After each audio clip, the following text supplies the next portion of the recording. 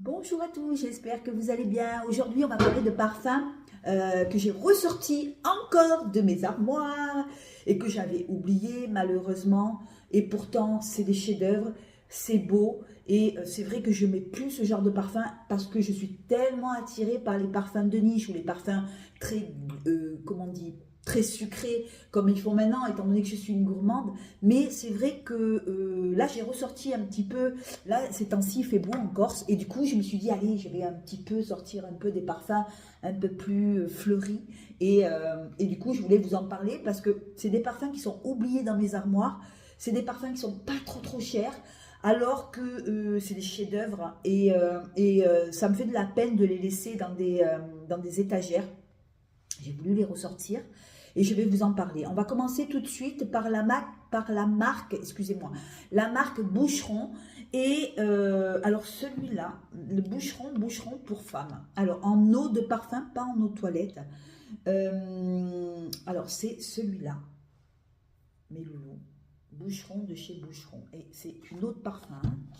Je vous fais voir bien de près. Voilà.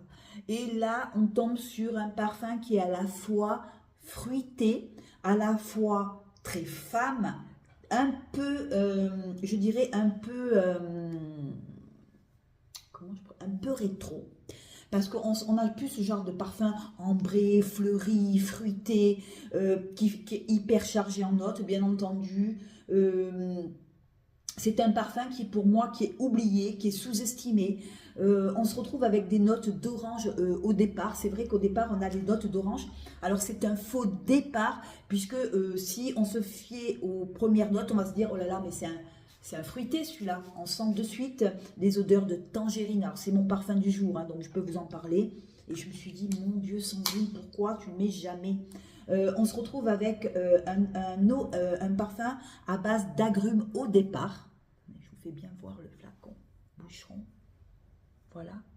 Euh, des notes de tangerine, de bigarade. On a de l'abricot, on a de la tagette. Alors, je ne sais pas ce que c'est la tagette, c'est une note fruitée. On a du basilic que je ne sens absolument pas, hein, mais il y a quand même des notes de basilic. J'étais très étonnée par ces notes-là. On se retrouve avec du basilic, de la cannelle de Chine, du citron, de la bergamote. En cœur, on a de la tubéreuse, on a de l'ylang. On est dans la série des fleurs. Hein. On se retrouve avec de la fleur d'oranger, du jasmin, on a du narcisse, on a du géranium, de la racine d'iris. Alors vous voyez, c'est quand même hyper chargé en notes. Hein. On a du cèdre, du genêt. Alors on est à l'époque du genêt, là maintenant, on va commencer. Hein. Donc ces fleurs jaunes, hyper odorantes. On a du muguet et voilà, le muguet. Et en fond, on est sur un ambré. En fond, il devient profond, ambré. On a de la civette, du bois de santal, du benjoin. On se retrouve avec de la vanille. Alors, je sens pas trop la vanille. Hein. On a de la mousse de chêne. On a de la fève de tonka et du musc. Alors, pour vous dire simple, c'est un parfum très femme. Je ne le vois pas du tout porté sur un homme. D'ailleurs, boucheron femme, hein, on est bien d'accord. En eau de parfum, pas en eau de toilette. On est sur, pour moi, un fleuri ambré, légèrement fruité, parce qu'on a ces notes de fruits au départ, mais c'est quand même un fleuri, hein, un fleuri femme fatale. Alors, vous allez avoir deux clans, hein, ou on le déteste ou on l'adore. Ne le prenez surtout pas à l'aveugle parce qu'il est quand même surchargé et allez le sentir en parfumerie. Souvent, malheureusement, ils sont au fond des parfumeries, oubliés. C'est des parfums qui sont oubliés et pourtant c'est des merveilles. Et on met plus en avant les parfums à base de glucose, de sucre, comme on fait maintenant. Et c'est vrai que c'est des parfums qui sont carrément oubliés. Alors, quel âge il a ce parfum ? Il ne doit pas être tout jeune, hein. Je vais vous dire l'âge. Il a été créé en 88, alors vous voyez quand même que... voilà. J'adore ce parfum, voilà, j'adore ce parfum. Il est très surchargé en fleurs, il faut aimer les fleuris fruités. Il a une touche légèrement orientale, moi je trouve, hein, c'est mon avis.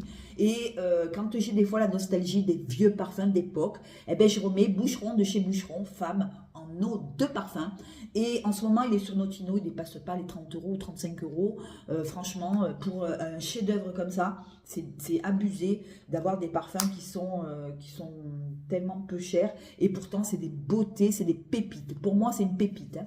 Voilà, après, je vais vous en reparler. Parce que je passe toujours le printemps avec depuis des années, des années, des années. Alors là, celui-là aussi, il est oublié, il n'est pas cher, c'est un parfum rétro. Alors je l'ai pris en eau de parfum, la dernière fois, je me suis trompée. Je vous avais dit que je l'avais pris en eau de toilette. Alors attendez, je vais nettoyer parce que c'est cabotine de grès, mais en eau de parfum.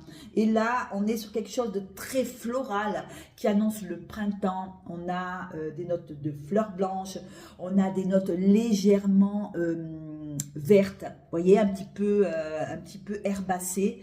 On a des notes légèrement fruitées aussi.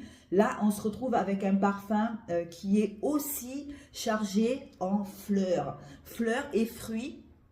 Dans les fruits, on retrouve de la prune, on retrouve du cassis qui donne quelque chose d'acidulé, qui donne à ce fleuri, parce que pour moi, ça reste quand même un fleuri de printemps, qui donne des notes acidulées. On a de la cannelle de Chine au départ, avec du cassis et de la prune, et de suite, et de la coriandre et de la fleur d'oranger. Et là, on tombe de suite sur des notes très printanières, très acidulées. Voilà, et on a de la tangerine et de la pêche au départ. S'ensuit la tubéreuse, on a de la jacinthe. Là, il est chargé en fleurs, hein. On a de l'œillet, on a du jasmin, on a du gingembre, on a de l'ylang, de la rose, de la frésia, de l'iris. Alors vous voyez, c'est chargé. On a de l'héliotrope, de la violette en cœur, et à la fin, on a de la civette, on a du musc, on a du cassis encore. Et voilà, et ces notes acidulées perdurent dans le temps avec ce parfum. On a du bois de santal, du cèdre, de l'ambre, de la fève de tonka et de la frésia. Alors pour moi, ça annonce le printemps. C'est un parfum aussi oublié. Vous allez en parfumerie, ils doivent l'avoir dans un petit coin ou au fond de la parfumerie. Et là, c'est des parfums pourtant, c'est des pépites. Et c'est des parfums qui ont baissé parce qu'ils sont anciens. Et c'est bien dommage parce que c'est des chefs-d'œuvre oubliés pour moi, hein. Pour moi, c'est des chefs-d'œuvre oubliés. Chefs-d'œuvre autant oubliés que le boucheron pour femmes. Ça, c'est vraiment des parfums à l'ancienne, et j'adore me projeter encore des fois, de me relancer. J'adore les parfums de maintenant, hein, où il y a plein de glucose, plein de sucre, j'aime beaucoup, mais j'aime aussi de temps en temps avoir des parfums, voilà, vintage. Celui-là, le cabotine de grès, c'est en eau de parfum, pas en eau de toilette. Je vous fais voir, eau de parfum. Et c'est vraiment un parfum oublié, mais très féminin, ultra féminin, autant que le boucheron qui sera mon parfum aujourd'hui. Alors allez-y doucement sur le boucheron, faites pas comme moi. Allez-y doucement à la pulvérisation parce qu'il est extrêmement fort. Je vais le mettre dans mon sac, voilà, pour aujourd'hui. Après, je vais aller travailler avec. Voilà, et pour revenir à cabotine, voilà, ça annonce le printemps, c'est génial. Allez, on va changer, on va parler d'autre chose. Je vais vous parler alors du Nila Arabiyat, c'est ça, Arabiyat Prestige. Nila, qui annonce les beaux jours. Alors là, on est sur un parfum qui est récent, hein. Là, on n'est pas sur du vintage. Attendez, je vais essayer de l'ouvrir. Je vais essayer de l'ouvrir. Voilà, voilà. On est sur un super joli parfum. Je vais vous faire voir. Les notes sont des accords de fruits, de noix de coco et de nectar de pêche au départ, suivi de cœur de fleurs de tiare. Alors je vais vous dire les notes exactement. Alors pour moi, on est là sur un parfum qui annonce le printemps, l'été. Regardez comment c'est beau. Voyez la petite boîte. Par contre, le flacon, il est hyper lourd en fait, hein. Je vous fais voir. Voilà. On tombe sur des fleurs blanches en note principale. Oh, ça sent bon, ça sent super bon, ça sent le printemps aussi. J'adore celui-là aussi, parfum que je laisse dans mes armoires, je ne l'ai même pas mis une fois. On se retrouve avec une noix de coco. Je l'attendais pour les beaux jours en fait, hein. Par contre, pour l'été, je pense que c'est un peu trop écœurant. On est sur une noix de coco, bergamote, un velours de pêche et de la mandarine en tête, suivi de fleurs de tiare. J'adore la fleur de tiare, c'est une de mes fleurs préférées dans les parfums. Fleurs de tiare, fleurs blanches, jasmin et rose. Et en fond, on se retrouve avec un beau patchouli pour agripper les notes et du musc blanc pour donner ce côté très poudré, mais en même temps très printanier, je trouve.